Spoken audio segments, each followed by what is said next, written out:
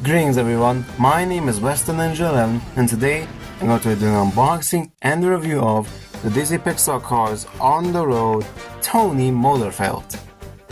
Now this vehicle here is a brand new release for 2024 and is available in basically the most recent case of the year, or one of the most recent cases. Despite the fact that it's new for 2024, it appears the European packaging does not say that for some reason. Or it could be because this is maybe from a different case or a more later case or something, I'm honestly not certain. But yeah, before we get into the review, let's take a quick look at his packaging. On the front, you can see a clear see-through blister, and you can see Tony inside. His name is Tony Motorfelt. We can see an image of him from the show, and we can also see the Disney Pixar Cars logo. On the side here we have the Mattel logo, and it tells you that it's for ages 3 and up. And on the other side we have another logo which tells you that the vehicle is made out of metal. On the back of the box here, it tells you that he was seen in Cars on the Road. We have a prototype image of Tony Motorfelt, and we have his name, Tony Motorfelt, in 2 different languages. Now with all of that information out of the way, now it's time for us to crack him open.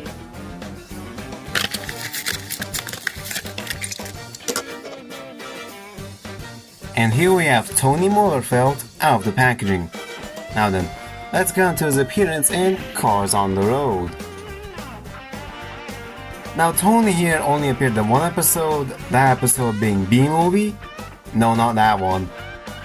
That one, yes. He appeared in the episode B-Movie, and he was co-starring in the movie that was being filmed in that episode with Deputy Hazard Lightning McQueen. And during his scenes he could be seen next to McQueen as he was messing up his lines, as well as failing to achieve the correct reaction to getting covered in slime. Him and McQueen were also seen questioning Mater about what he saw at the graveyard. And he was also seen looking at a big container which had one of those zombie minivans in it. As for releases, this is his very first release, so of course he has no other releases besides this. Now with all of that out of the way, let's take a look at Tony Motorfelt. On the front here we can see that he has a worried expression with his mouth painted in very nicely, and we can also see that he has some green eyes. He has 2 headlights on the front as well as 2 blinkers. He also has a very big mustache grill on the front to give him this kind of police officer aesthetic essentially. He also has a grey front bumper here. He also has these 2 pieces above his headlights, which I'm guessing are just no ornaments. They're placed around his hood. He also has a cream colored hat with the Deputy logo on it. Turning our attention to the side, we can see he has some rear view mirrors which are made of plastic and are separately attached. You can also see that he has 3 windows on this side. You can also see a green stripe going along the middle. We also have the word sheriff on this side on the door, and we also have the Deputy logo just in front of it. And we can also see that the top and bottom half of his body are for the most part this dark brown color, which looks pretty nice, I must admit. He also has grey rims with black tires, and he also has a very nice touch of weathering on his rims. And if you look around his body, you will see that he also has a bunch of little dirt scattered all around him. And it looks very good. Mattel did a really good job of the dirt detailing on this model. You can also see this little silver piece here where if humans were to exist in the Cars universe, they would step on this to get inside the car, of course, but they don't exist, so whatever. He also has a painted handle here on the door. And a very interesting little thing about this diecast is that his exhaust pipe is actually back here on the side.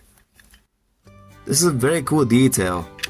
It's pretty unique too, because most cars have the exhaust pipes on the side right around the middle, like right here, but not on the back. That's honestly really cool.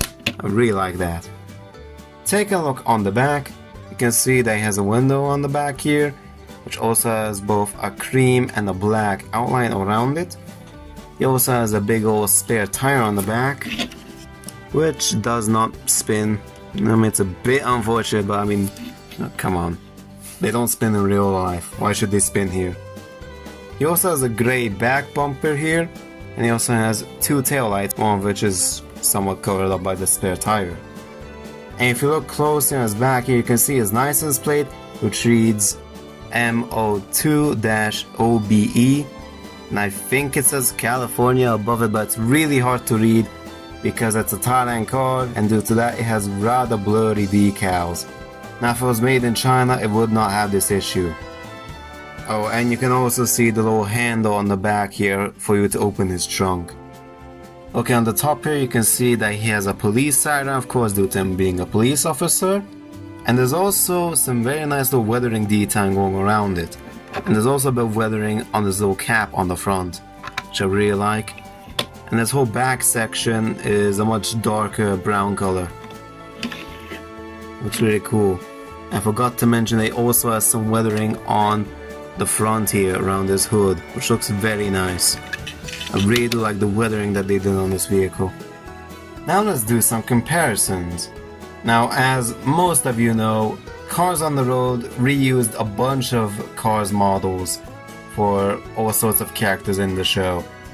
Like Sterling and Miss Fritter, Tiny Logsworth, a bunch of other cars got their models recycled for the show. And poor old Tony here is no real exception to this at all, because he reused the model of Roscoe from Cars 3.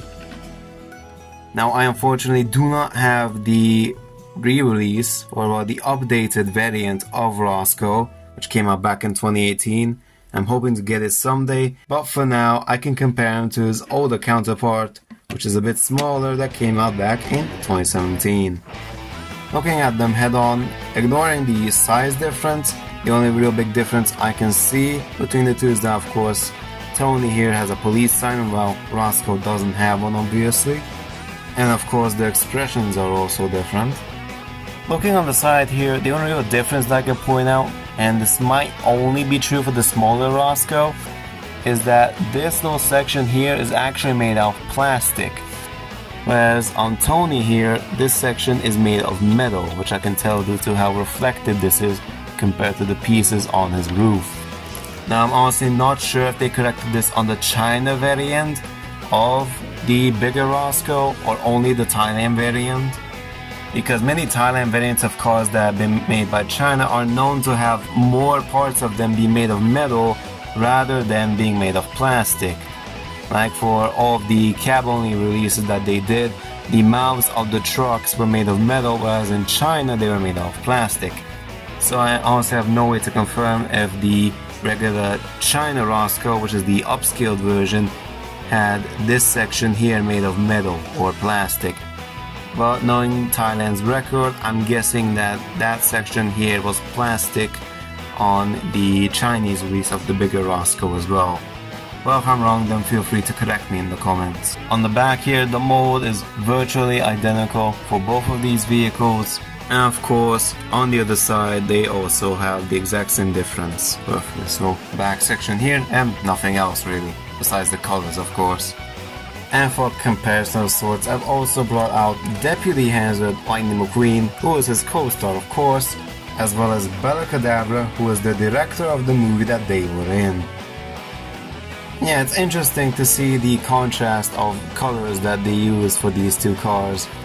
So very neat contrast, as well as the fact that Tony is covered in dirt whereas McQueen is completely clean. It's a very interesting little contrast, because it shows how much more experienced Tony is compared to McQueen, of course, in terms of acting, that is. And that was my review of the Disney Pixar Cars on the Road Tony Motorfelt. I hope you all enjoyed it, and I will make sure to see you all next time. Goodbye all. Have a good day.